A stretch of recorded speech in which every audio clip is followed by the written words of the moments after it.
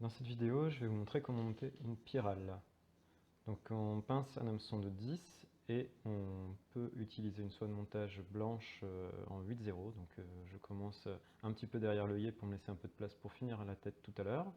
Voilà, je vais couper l'excédent.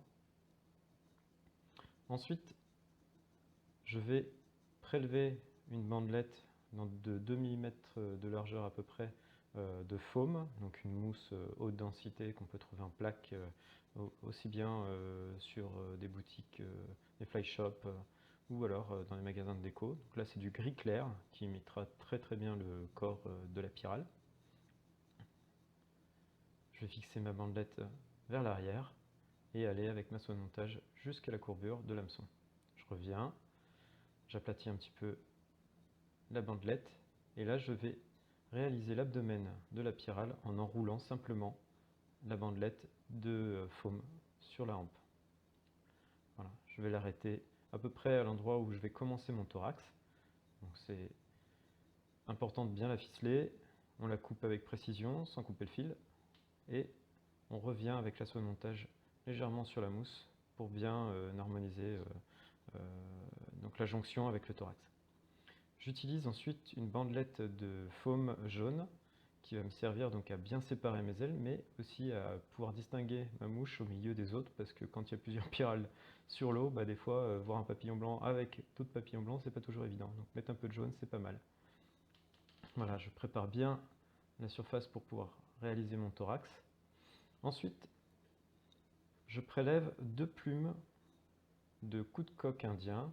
Alors c'est des coups de coq indiens qui sont blancs avec des plumes qui comportent une partie noire en général à l'extrémité, sur les grandes plumes en tout cas, et ça va très bien imiter les ailes des pyrales, qui ne sont pas complètement blanches.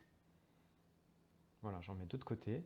Ensuite, je vais récupérer 2 plumes de CDC de couleur blanche également. Donc ces plumes, elles vont avoir l'avantage de bien flotter, de donner un petit peu vie à la mouche puisque les fibres bougent à au moindre mouvement d'air.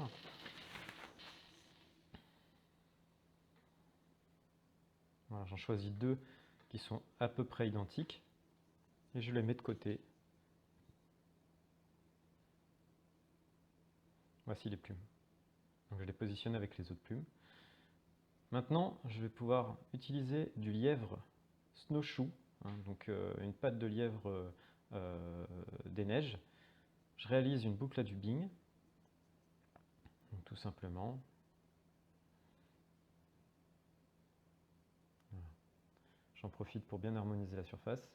Toc, je viens derrière l'œillet, je fais une demi-clé comme ça, je sécurise et je positionne sur ma potence mon fil de manière à pouvoir utiliser la rotation de l'étau tout à l'heure. Je vais prélever une petite pincée de poil. Donc l'avantage du lièvre snowshoe, c'est qu'il flotte bien et les fibres sont assez longues pour bien imiter les pattes. Et naturellement, il est clair.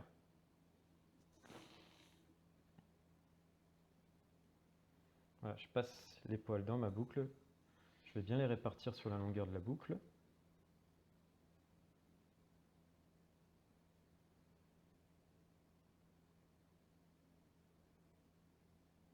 Je twist. Donc ça fait un joli dubbing, bien aéré. Je mets en attente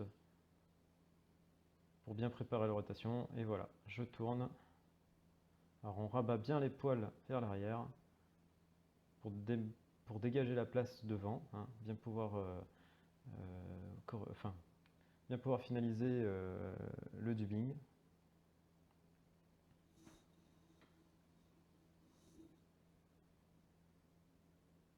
On arrête le dubbing, on coupe la boucle à dubbing, on met de côté.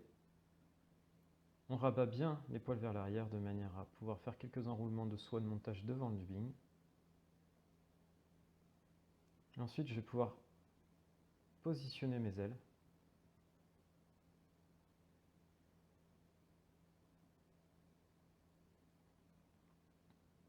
Donc je fais en sorte que les 2 pointes de plume soient de longueur quasi identique.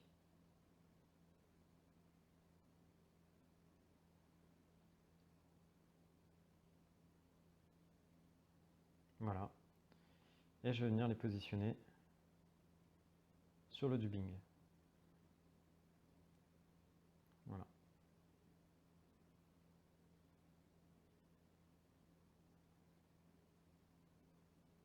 Ensuite, je prends mes plumes de croupion de canard. Alors, un peu plus délicate à positionner, je le fais une par une, celle-ci.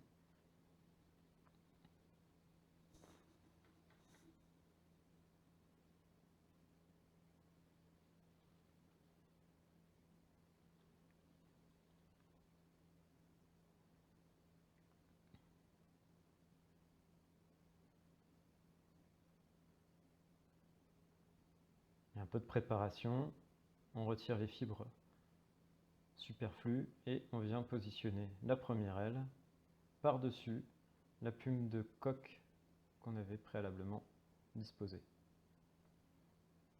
La seconde plume. Donc on voit qu'il est important de se réserver un peu de place au niveau de l'œillet pour éviter de se retrouver avec un gros pâté. Voilà. Je règle la longueur de plume avant de complètement serrer. Ensuite, je coupe les excédents. Voilà, il faut être précis dans la taille. Je prépare bien l'endroit où je vais venir finaliser le positionnement du faume jaune. Voilà, je sépare bien les ailes. On tire un peu dessus. Et là, je vais serrer sans casser le fil. C'est important de garder une bonne tension, mais il ne faut pas tirer trop fort. On coupe le faume. Et la mouche est quasiment finie là. Donc pour sécuriser, je vais vite faire une demi-clé. Et ensuite, je vais utiliser un outil à nœud. Alors j'aime bien les outils à nœud tubulaires.